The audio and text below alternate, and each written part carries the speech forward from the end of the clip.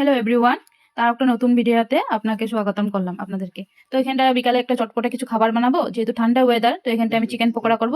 Chicken pakora করার জন্য মাংসটাকে ভালো করে ধুয়ে এখানটা পেঁয়াজ রসুন আদা বাটা দিয়ে হলদি লবণ দিয়ে মেখে আর একটু ফুড কালার অ্যাড করে দিয়েছি।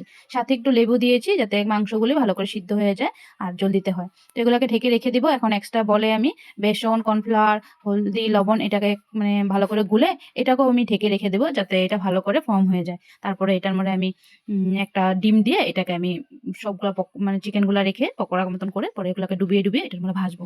তো তার জন্য এটাকে আমি জল টল দিয়ে গুলে নিলাম।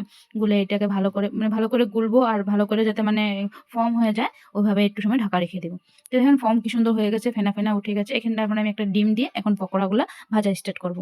তো ওই ডিমটাও দিলে ভালো করে ফেটে নিলাম। তো কেউ ডিম না চাইলে না স্কিপও করতে পারেন, ডিম নাও দিতে পারেন। তো আমি দিয়েছি। তো এখন ভালো করে এটা গুলিয়ে মাংসগুলা এটার ভিতরে সবগুলা ডুবে ডুবে তুলে তুলে তারপরে মাংসগুলোকে ফ্রাই করব। এই তো মাংসগুলো আমি এখানটায় দিয়ে দিলাম। দিয়ে এখন চামচ দিয়ে নাড়াচাড়া করে আমি চামচ দিয়ে তুলে তুলে দিব যাতে বেসনগুলি মানে চামচের সাথে উঠে তো ওখানটার মধ্যে দেওয়া যায়। যেখানটা আমি সবগুলিকে একসাথে মানে অল্প অল্প করে নিচ্ছি, যেহেতু বলটা একটু ছোট ছিল। তো এখানটা আমি তেলে দিয়ে দিলাম। তো এখন এটাকে আমি একদম গ্যাসটা একদম কমিয়ে দিয়েছি যাতে মাংসগুলি ভালো করে সিদ্ধ হয় ভিতর থেকে। তো আঁচটা কমিয়ে দিয়ে মাংসগুলি সব একটু করে করে দিয়ে আমি এটাকে ভালো করে মশমশা করে ভেজে নিব। আমি এখানটা সবগুলি দিয়ে নিচ্ছি একটা একটা করে। এখানটা দেওয়া হয়ে গেছে আর দেখতেও ভালো লেগেছে। কালারগুলা মানে বেসনের সাথে মিলিয়ে গেছে। তো ইয়েলো আর রেড দুটো ফিনিশিং আসছে, ভালোই লাগছে দেখতে।